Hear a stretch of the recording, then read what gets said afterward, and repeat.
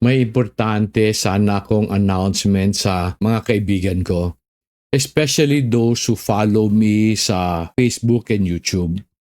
Most of you know that I share my insights on business, on leadership, entrepreneurship, on creating wealth and managing finances, and life as a whole. Ang mga sinishare ko are extracts from the lessons we teach sa Similya sa Kinabuhi, or Seed of Life sa English. It is a foundation we established in 2005. Hindi ko naman talaga plano magturo about business noon.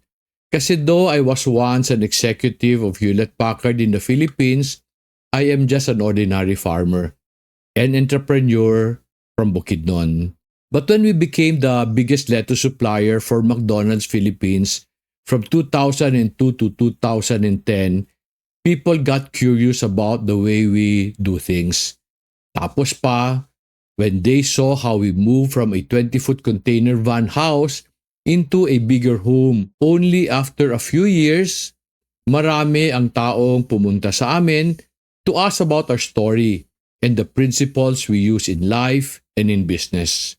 In the past, people have to come to our facility sa Bukidnon to learn from our business and leadership development program. Tapos, when they want to implement our values formation program, they would ask us to train teachers for them kasi iba daw ang turo ng mga taong na-train na namin.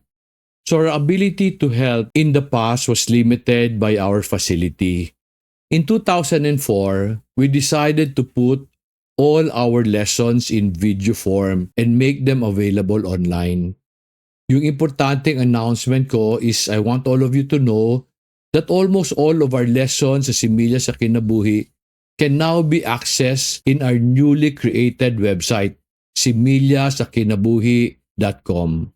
Alam mo, I share the things I share kasi I hope I can help Filipinos live the fruitful life God wants for them. Gusto ko na ma-experience nila ang mga bagay na na-experience namin. And then tapos, maintindihan nila how they can overcome the many trials and adversities that will come their way.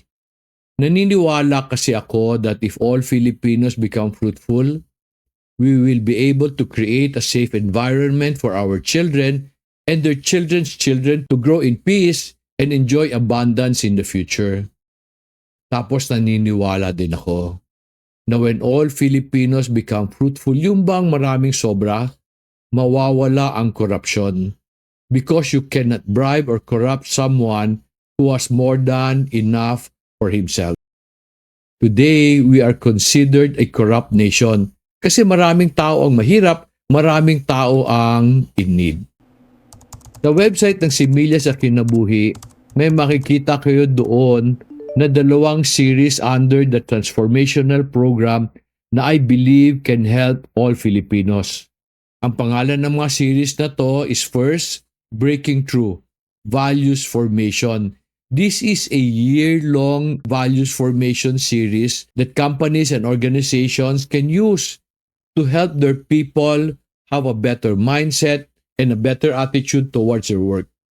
And then meron yung programa that we created called Overcoming Depression in the Workplace.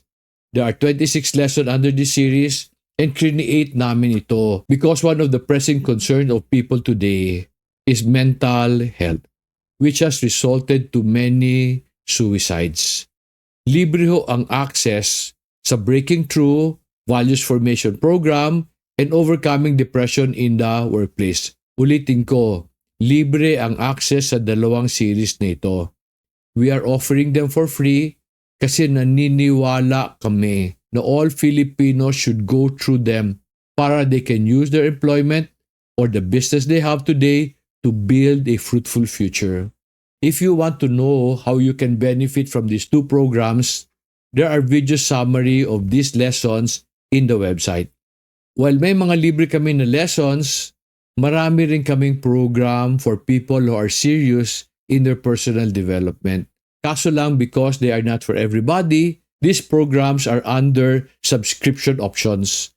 The lessons under the subscription options will include programs on entrepreneurship, managing a business, leadership, creating wealth, farming at marami pang iba. Marami na hong mga na-transform na buhay because of these lessons. Marami ring kumpanya ang nakinabang. May mga kumpanya who went through our program in the past, who went from debt to profit, yung iba naman from stagnation to growth.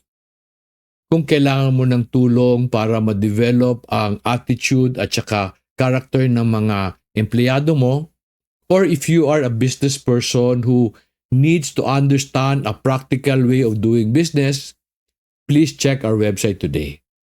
Sana makatulong kami sa journey nyo to fruitfulness. God bless all of you.